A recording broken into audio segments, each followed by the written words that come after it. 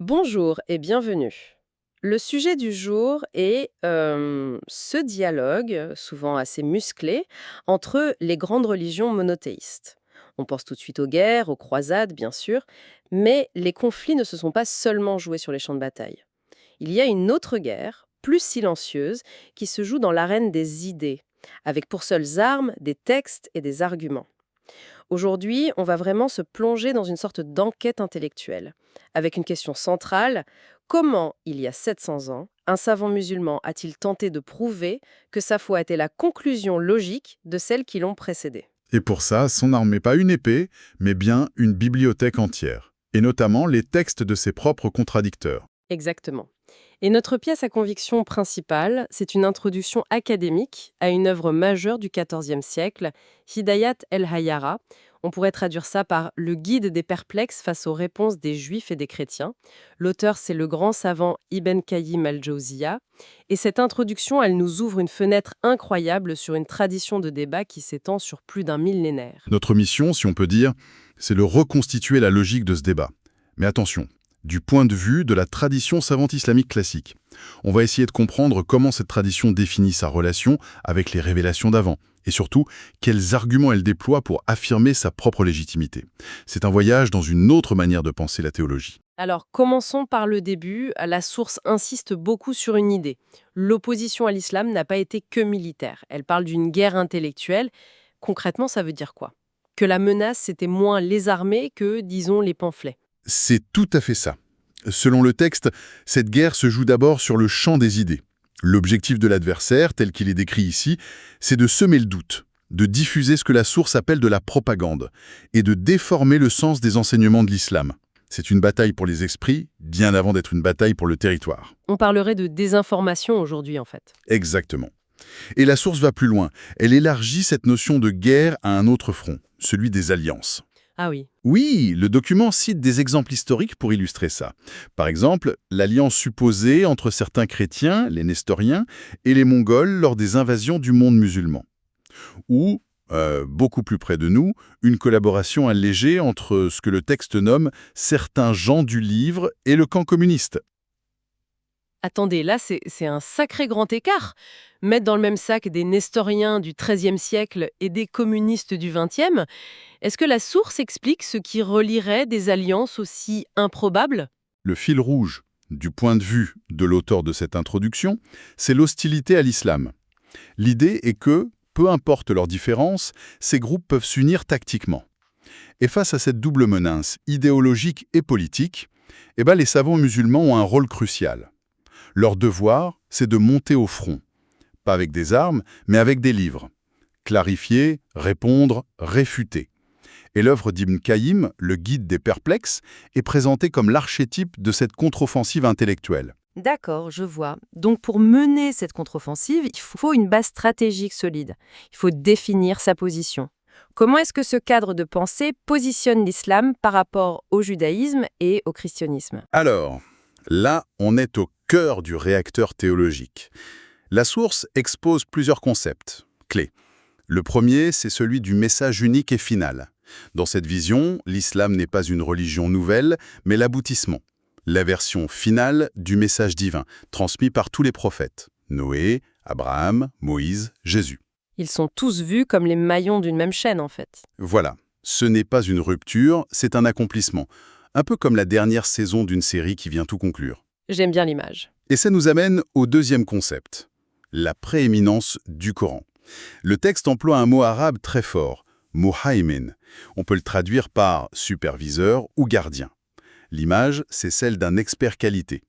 Le Coran viendrait examiner les écritures précédentes, la Torah, l'Évangile, et dire « ça c'est authentique, on valide. Ça par contre, ça a été altéré, on corrige ». Confirmer et corriger, c'est une double fonction très très puissante. Mais alors, si le Coran est le superviseur, qu'est-ce qu'il arrive aux anciennes lois? Je pense aux lois mosaïques, par exemple. Excellente question. Ça nous amène au troisième concept, qui est absolument central, le principe d'abrogation. En arabe, nasr. C'est une notion assez subtile. L'idée générale, c'est que la nouvelle révélation, celle apportée par Mohammed, elle abroge, elle remplace les lois spécifiques des révélations précédentes. Donc on efface tout? Non, attention, ça ne veut pas dire qu'il faut rejeter Moïse ou Jésus. Au contraire, la foi en eux reste un pilier. Mais suivre leurs lois n'est plus requis, parce que ces lois sont vues soit comme altérées, soit comme spécifiques à leur époque. La nouvelle loi universelle remplace les lois particulières. Je crois que je saisis. Le point de vue ici, ce n'est pas de jeter les anciennes révélations, mais de les voir comme une version bêta. La Torah et l'Évangile seraient des bêtas, révolutionnaires pour leur temps, mais le Coran serait la version 1.0 finale, qui corrige les bugs et remplace les fonctions obsolètes. C'est une construction intellectuelle redoutable. C'est exactement cette idée. Une mise à jour qui rend les versions précédentes caduques, non pas parce qu'elles étaient mauvaises, mais parce qu'une version plus complète est disponible. D'accord. Le cadre est posé. Confirmé, corrigé, remplacé, mais la source va beaucoup plus loin. Elle ne dit pas seulement que l'islam vient après, elle suggère qu'il était annoncé dedans. Ça, c'est un argument d'une autre trempe. Absolument. On change de dimension. C'est un des axes majeurs de la polémique. La source, en s'appuyant sur des siècles de travaux, affirme que la Torah et l'Évangile contiennent des bisharas, des bonnes nouvelles, des prophéties sur la venue de Mohammed. Le texte dit qu'il y en a de deux sortes. C'est-à-dire? D'un côté, il y aurait des descriptions générales, des sortes de portraits robots prophétiques, des passages qui décriraient les caractéristiques du prophète, de sa communauté, son lieu d'origine, etc. De l'autre, des mentions explicites, nominales. L'exemple le plus direct, c'est un verset du Coran où Jésus annonce un messager à venir après lui, dont le nom sera Ahmad. Et Ahmad est une autre forme de Mohammed. D'accord. Mais ça, c'est un argument interne au Coran. La source cite aussi un passage qui vient de l'Évangile de Jean, et qui est assez troublant, je dois dire. C'est cette scène où on interroge Jean le Baptiste, on lui demande « Es-tu le Christ ?» Il dit non. « Es-tu Élie ?» Non. Et là, on lui pose une troisième question, bien distincte. « Es-tu le prophète ?» Et ce passage, pour les savants musulmans cités ici, c'est de l'or en barre. Pour eux, l'analyse est simple. Cette scène prouve que l'élite juive de l'époque attendait trois figures. 1. Le Messie, le Christ. 2. Élie, dont la Bible annonce le retour. Et 3. Un personnage appelé simplement le prophète, avec un article défini. Celui annoncé par Moïse. Le raisonnement islamique est alors le suivant. Jésus était le Messie, Jean a dit qu'il n'était ni Élie ni le prophète. Donc la question reste, qui est ce prophète que tout le monde attendait ? Et pour eux, la réponse est évidente. Évidente. Il ne peut s'agir que de Mohammed. Attendez, que je sois sûre de bien comprendre, parce que c'est crucial. Du point de vue de ces savants, la question posée à Jean le Baptiste contient déjà la réponse.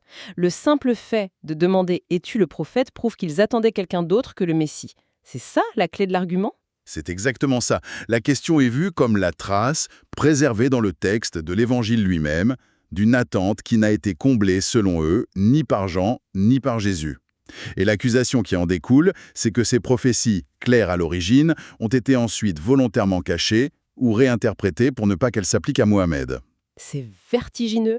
Le débat ne porte plus sur Dieu, mais sur la grammaire, sur la présence d'un article défini devant un mot.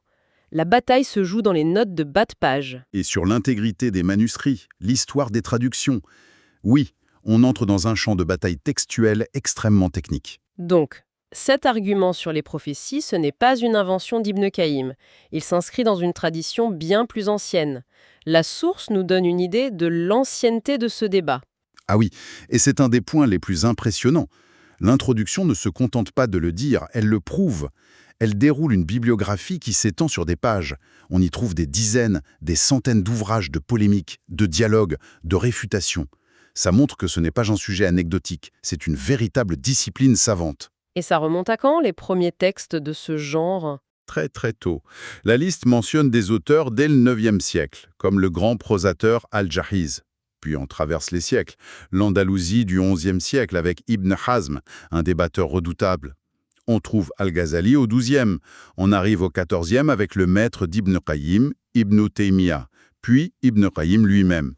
Et la liste continue jusqu'à l'époque contemporaine. Ce que ça nous dit, en fait, c'est que ce n'est pas une simple dispute, c'est une conversation ou une confrontation ininterrompue qui dure depuis plus de 1000 ans. Précisément. Ce n'est pas une réaction à une crise, c'est un champ d'études structuré, une discipline à part entière. Alors, avec tout ce contexte, qu'est-ce qui a poussé Ibn Qayyim, lui spécifiquement, à écrire le Guide des perplexes ? Quelle a été l'étincelle ? D'après notre introduction, tout est parti d'une critique très directe. Quelqu'un est venu lui dire, en substance, votre religion, l'islam, ne s'est répandue que par l'épée, pas par la force de ses arguments. C'est l'accusation classique qu'on entend encore parfois. Et face à une accusation aussi frontale, comment est-ce qu'on répond? Quel est son plan dans le livre? Il choisit de ne pas seulement se défendre, mais de contre-attaquer sur le terrain de l'adversaire, celui de la preuve. Il construit son livre en deux grandes parties. La première, c'est la défense. Il prend une par une toutes les objections, toutes les questions soulevées contre l'islam, et il y répond de manière systématique. D'accord, ça, c'est le bouclier. Et la deuxième partie? La deuxième partie, c'est l'épée intellectuelle. Là, il passe à l'offensive. Il ne dit plus seulement « voici pourquoi vos critiques sont fausses », il dit « et maintenant, voici les preuves positives qui établissent la vérité de la prophétie de Mohammed ».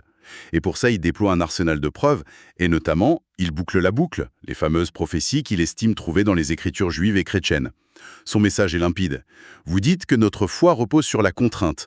Laissez-moi vous montrer qu'elle repose sur des preuves rationnelles et textuelles. Alors si on essaie de prendre un peu de hauteur, quelle est la grande idée qui se dégage de tout ça? Cette analyse nous montre un cadre intellectuel incroyablement cohérent au sein de la pensée islamique classique. Tout à fait. Ce n'est pas une collection d'arguments improvisés. C'est un véritable système de pensée, un édifice logique bâti sur des siècles. Un système qui repose sur une vision très spécifique de l'histoire de la révélation, avec des concepts forts, le message final qui vient tout parachever, l'abrogation qui met à jour des lois, et la conviction que des prophéties semées dans les textes d'avant ont trouvé leur accomplissement. Exactement. Et il y a un passage dans la source qui est particulièrement révélateur. Il aborde une objection évidente. Et si les savants musulmans avaient tout simplement inventé ces passages de la Bible? Et la source rétorque avec un argument assez malin. Elle dit que si ça avait été le cas, leurs opposants de l'époque, qui connaissaient leurs textes par cœur, auraient immédiatement crié à la fraude. C'est un bon point. Le fait qu'ils aient débattu de l'interprétation de ces passages, et non de leur existence, est présenté comme une preuve de leur authenticité. Et ça nous laisse avec une question fascinante, qui résonne encore très fort aujourd'hui. Comment la nature même d'un texte sacré, sa stabilité, ses traductions, ses interprétations, deviennent-elles non seulement un sujet de débat, mais le champ de bataille principal? On voit bien que le conflit ne porte pas que sur des concepts abstraits, mais sur l'authenticité et le sens des mots eux-mêmes. Hier comme aujourd'hui dans les controverses interreligieuses, la guerre des idées est bien souvent avant tout une guerre des textes. Bonjour et bienvenue. Alors aujourd'hui, on va se mettre dans la peau d'un détective intellectuel du XIVe siècle. C'est une bonne image. Imaginez un peu la mission. Construire un dossier, mais un dossier en béton pour prouver la validité de votre foi. Avec une contrainte, et elle est de taille. Oui, Vous ne pouvez utiliser que les pièces à conviction de vos contradicteurs. exactement. Et c'est précisément le défi que relève Ibn Qayyim al-Jawziyya dans son livre Hidayat al-Rayyara, la guidée des égarés. Tout à fait. On a entre les mains des notes qui décortiquent son œuvre, et notre but aujourd'hui, c'est de comprendre cette mécanique argumentative. Comment il s'y prend pour utiliser la Torah et les évangiles pour prouver la prophétie de Mahomet.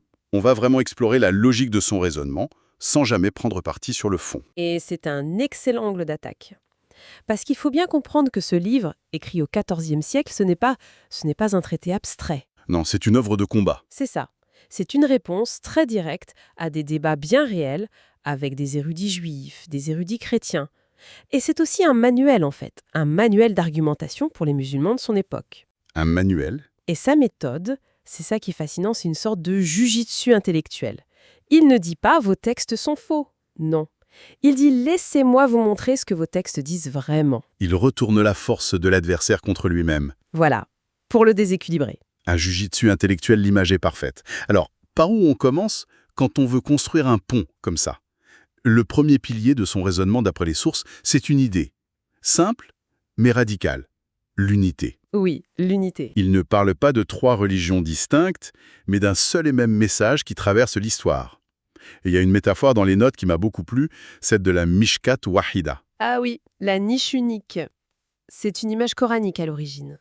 L'idée, c'est que la lumière de la révélation divine, qu'elle soit reçue par Moïse, Jésus ou Mahomet, elle provient d'une seule et même source. Comme plusieurs lampes dans la même alcôve. C'est ça. Et le cœur de cette lumière, le message fondamental qui ne change jamais, c'est le monothéisme pur, ce qu'on appelle le tawhid.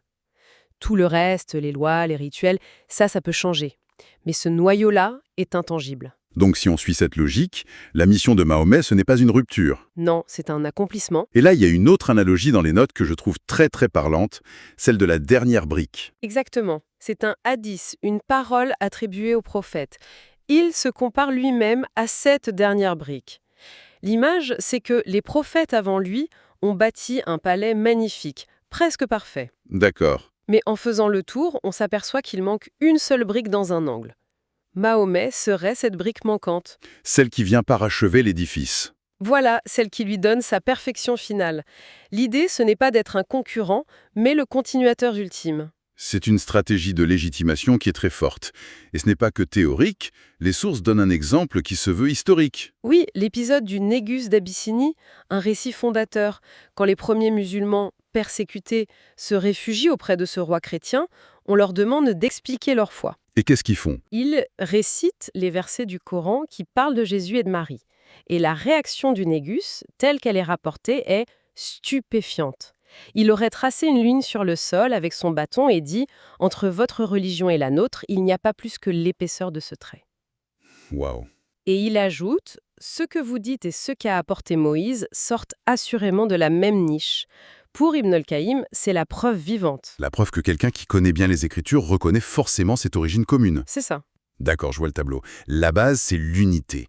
Mais ça soulève une question tout de suite. Si le message est le même, pourquoi un nouveau prophète? Exactement. Si le palais était déjà magnifique, pourquoi il fallait absolument cette dernière brique? C'est là que ça doit se compliquer, j'imagine. Et c'est là qu'intervient le deuxième pilier de l'argumentation, la nature des preuves. Et plus spécifiquement, des miracles. Ah, les miracles. L'approche d'Ibn al-Qayyim est comparative. Il ne nie pas du tout les miracles des prophètes précédents. Au contraire, il les utilise comme un étalon pour montrer que ceux de Mahomet sont, selon lui, d'une ampleur supérieure. C'est presque une surenchère argumentative alors. Vous avez ça, nous on a la même chose, mais en plus grand. On pouvait le voir comme ça. Les exemples dans les sources sont très directs. Moïse frappe un rocher et en fait jaillir 12 sources. Oui, Mahomet, lors d'une expédition, aurait vu ces hommes assoiffés. Il aurait plongé sa main dans une simple outre et l'eau aurait jailli d'entre ses doigts, assez pour abreuver toute une armée. c'est le même type de miracle, mais à une autre échelle. Et l'écaille. Mahomet, avec une poignée de dattes, aurait nourri des centaines d'hommes. Et ça ne s'arrête pas au miracle actif. Les notes mentionnent aussi un signe physique, une sorte de preuve corporelle, le sceau de la prophétie. Le Khatam al-Nubuwa, c'est un détail qui revient souvent. Il s'agissait d'une excroissance de chair, de la taille d'un œuf de pigeon, qu'il portait entre les omoplates. Et c'était vu comme quoi? Dans la tradition musulmane, c'est présenté comme une marque distinctive des prophètes, qui était décrite dans les livres anciens. L'histoire de la conversion de Salman le Perse est emblématique. Racontez. C'était un chercheur de vérité. Son dernier maître chrétien lui aurait décrit le prophète à venir avec une liste de signes très précis. Salman voyage en Arabie, rencontre Mahomet, il vérifie tous les signes, un par un. Et le dernier? Le dernier, celui qui emporte sa conviction, c'est quand il aperçoit ce fameux sceau dans son dos. C'est un argument qui se veut très factuel, presque médico-légal. Mais est-ce que tous ces miracles physiques, ça suffit? Après tout, ils ne sont visibles que par les contemporains. Et c'est précisément le point de bascule. Pour Ibn al-Qayyim, et c'est un argument central, tous ces miracles sont des preuves importantes, mais secondaires. Ah bon? Le miracle principal, la preuve absolue, intemporelle, c'est le Coran lui-même. C'est ça, la grande différence. Exactement. Le bâton de Moïse, la guérison des lépreux par Jésus, ce sont des événements extraordinaires, mais circonscrits dans le temps et l'espace. Le Coran, lui, est présenté comme un miracle permanent. Un défi intellectuel, en quelque sorte. Un défi intellectuel, linguistique, législatif, qui est là sous les yeux de chaque génération. C'est une preuve qui ne dépend pas du témoignage, mais de l'examen direct. D'accord. Donc on a la fondation, l'unité du message, et les preuves externes, les miracles, avec le Coran au sommet. Mais là, on touche au point le plus sensible, non hein? On y arrive. Affirmer que des prophéties se trouvent dans les textes des autres, c'est audacieux. C'est le cœur de l'argumentation.